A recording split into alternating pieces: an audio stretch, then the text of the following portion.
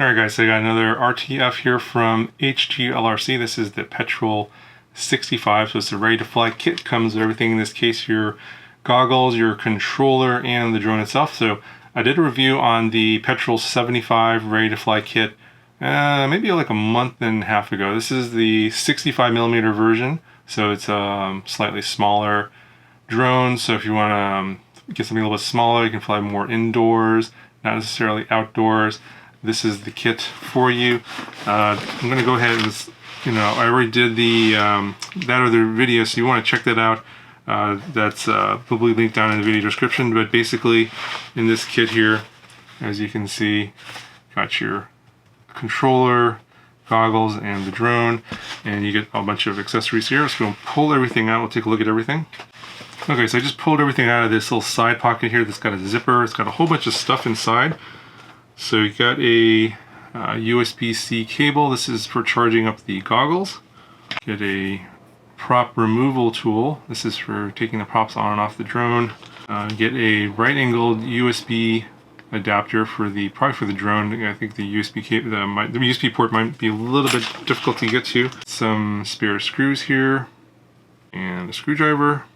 Get a bag here with your antennas and AV cables for the goggles. Get a spare set of these 31mm gem fan propellers for the drone. And you get this little charger here for the 1S LiPos. These are PH 2.0 batteries and USB-C connectors, so you can charge up to these, and it's up to high volt. And then you get these two high volt batteries, 300 milliamp hours.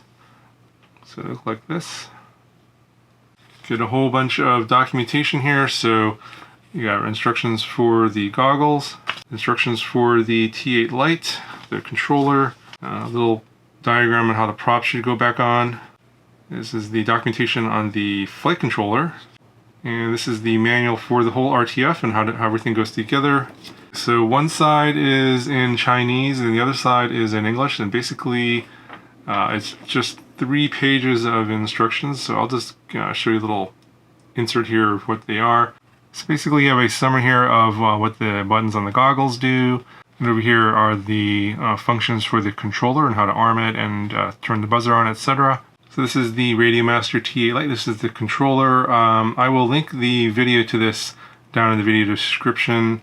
So these are the goggles. These are the VR09 goggles. They come out in different rebrands. Obviously they rebranded this HGLRC, but I think they've come out as eSheen, Makerfire, a whole bunch of different companies make it. This is a budget goggle. It is adequate if you're able to focus on the screen. There's no focus distance mechanisms or anything like that, so it's pretty basic. It will work for most people that have good vision, but if you have poor vision, need bifocals or anything like that, old eyes, glasses, etc., you may have some issues. I wear glasses, but I am able to see this screen okay. It isn't the greatest goggle in the world, but it will get you by, and it does make the price of the kit cheaper overall compared to some of the other ones with the Sky Zone goggles that have come out, some of the more expensive kits. Alright, last but not least, here is the Petrel 65. So it's a 65mm whoop, 0802 motors. Obviously this is, compared to most 65mm whoops out there with 31mm propellers, this is definitely on the heavier side compared to like a Mobula 6 or anything like that. But again, this being targeted towards beginners, we'll have to see how well it holds up to crashes. That's the kind of the big thing. That being heavier may do better in crashes and may do worse. It really kind of depends on how they designed it. I mean, the frame looks okay. The Petrel 75 held up okay to crashes, so this one ought to be alright. But again, this is a lot heavier than what you would expect for something this class. So if you're expecting Mobula 6 performance out of this, if you're a pro racer, I'm not sure why you would be purchasing something like this targeted for beginners. Obviously you wouldn't need a kit like this, but for beginners that just want to start out and have the whole kit with the goggles and the controller, this is adequate. Not the greatest in the world, but it'll get you by. Okay, I'm just going to do a quick hover test here before I take it for in real fly here. Okay, so all the switches need to be pointed down. That's why the little buzzer was going off. And let's see, I think Yeah, so this one here is the unlock switch according to the instructions.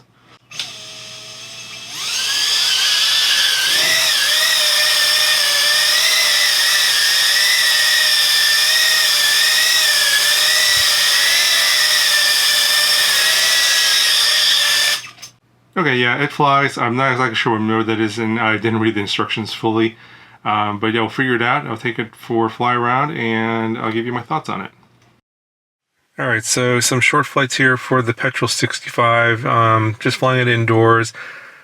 I think that this quad is going to, or this kit, this ready to fly kit, is going to be a little bit misunderstood by a lot of reviewers because I kind of understand where HGLRC is coming from with this particular design. It's definitely way overweight compared to a lot of other 65 millimeter whoops out there. So the flight time is going to be shorter, but you know, they're targeting this ready to fly kit for beginners, which I get it.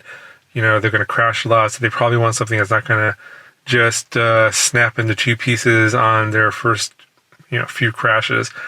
Really don't know what the durability of this is like, because I did crash it a few times. It seemed fine because the canopy just seems really rock solid. I don't know about the frame overall. It doesn't seem to be that much stronger.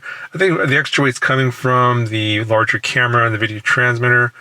But the rest of the stuff is pretty much standard stuff. So it could be modded later on to make it lighter. But yeah, I think I understand that they're trying to make this a little bit more durable, I guess, with the heavier canopy to make the experience better for ready to fly, for those beginners that are buying the ready to fly kit. If you're buying this, if you're considering buying this as a separate unit, you know, compared to some of the other ones like the Mobula 6 or the Meteor 65, obviously this one is not in that same category because it's so much heavier. So I wouldn't recommend it for you, for those of you that are, you know, seasoned pilots out there. You know, it's okay. It's going to be okay for beginners, but I don't like the short flight times. And I do understand that they're trying to meet a price point here because it is significantly cheaper than a lot of the other ready to fly kits out there. So if you're looking at it from a cost perspective, okay, I guess you can kind of give it a pass in that perspective. But, you know, there's a lot of other good ready to fly kits out there. I would highly recommend looking at the Tiny Hawk 3 ready to fly kit, even though it is about $100 more. I think that's a better value in terms of the equipment that you can use later on versus this one. Anyway, that's my thoughts on this kit. Let me know what you guys think in the comments below, and I'll talk to you guys in the next one.